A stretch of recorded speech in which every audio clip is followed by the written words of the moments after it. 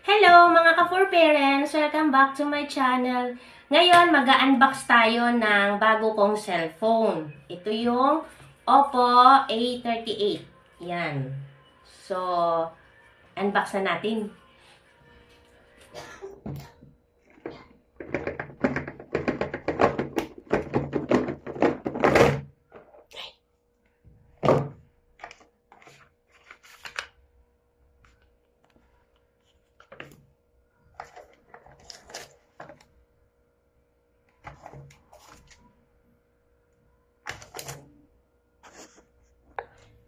Actually, kanina binuksan ko na to. So, nilagyan ko na siya ng mga ano ko. Ayan, wait. So, ayan siya mga ka-4 parents. So, meron siyang mga app na medyo nagla-lightens kasi, oh. So, maganda siya mga ka-4 parents. 50 MP yung kanyang, camera. So yung kanyang specs, ito siya, oh. Device, Oppo A38. So, meron siyang 128 GB storage. And then, yan yung model niya. Yan. And then, screen size, 6.56 inches. Meron siyang RAM na 4.GB RAM. Extendable siya sa another plus 4 GB. So, ang front camera niya is 50 MP plus 28 MP. So, Android version 13. Yan, ayan siya. May mga ka-4 parents na i-split screen siya. Pipindutin nyo lang siya dito.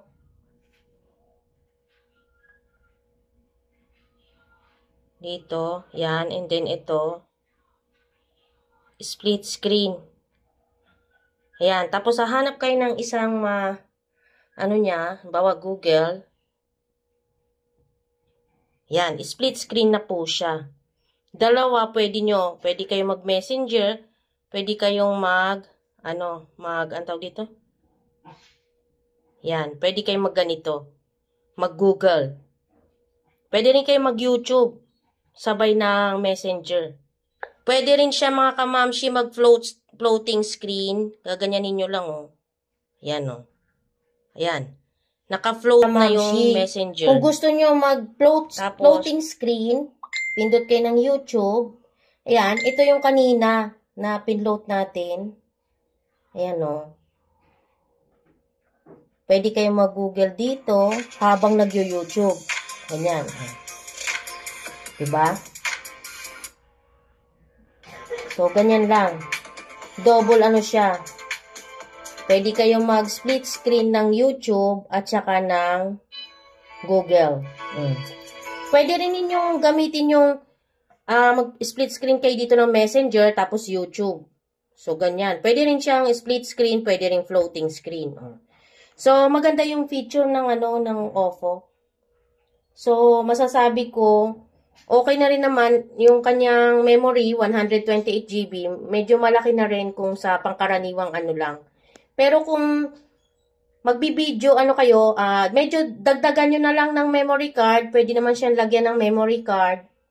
Tsaka dual, dual SIM po ito. Open line din po siya sa Globe at saka sa Smart. So, dual po ang pwede nyo ilagay na SIM card. Ako kasi isa lang nilagay ko. Pero dual po siya. Ito po siya. So, ayan. Ayan dual po. Ayun nga pala, pwede nyo rin po pala yung pinload nyo, pwede nyo rin pong itago dito. Ayan ito yung pinload ko, pwede nyo itago. Ayan i-hide nyo siya. So, ayan. Open line po siya sa Smart at saka sa Globe. Ayan dalawa po siya. So far naman po, bago pa lang po kasi, kaya hindi ko pa masasabi kung gaano pa siya kaganda. Pero sa ngayon, nakikita ko naman, yung battery life niya is matagal din siyang malobat. Siguro kasi bago pa. And then, yan yung mga naka-installed na dito na application. So, ayan. Maganda po siya. Maganda rin po pang vlog kasi medyo naman, malinaw-linaw naman. So, ayan mga ka-for parents, medyo nagustuhan ko tong Oppo. Pero kasi to naka-postpaid kasi to. So, libre lang po tong cellphone na to. Kaya, ayos na rin for plan 999 sa Globe. So, okay po siya.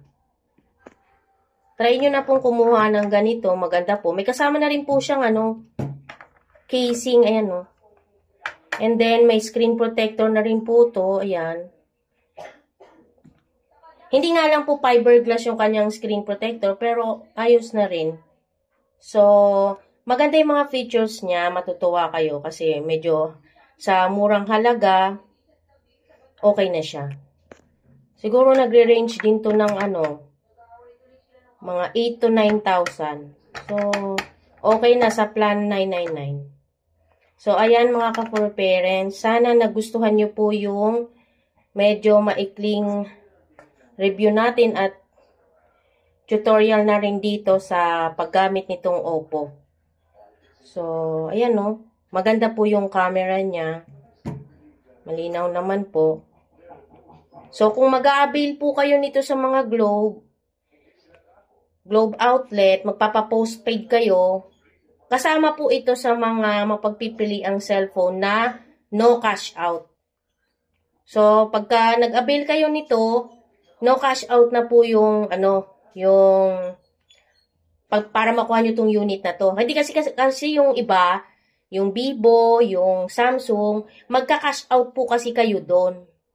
Lalo na po yung Samsung, medyo mataas po yung cash out. Yung Vivo, magka-cash out po kayo ng 500, plus 500 po, bukod dun sa monthly nyo. Kaya, ito pong Oppo, wala po siyang cash out. Pero, okay naman po.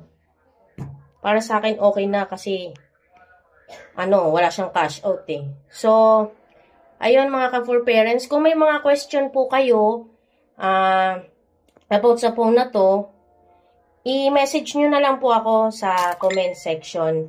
Sasagutin ko po yan within a day. Basta mag-comments lang po kayo kung may question po kayo.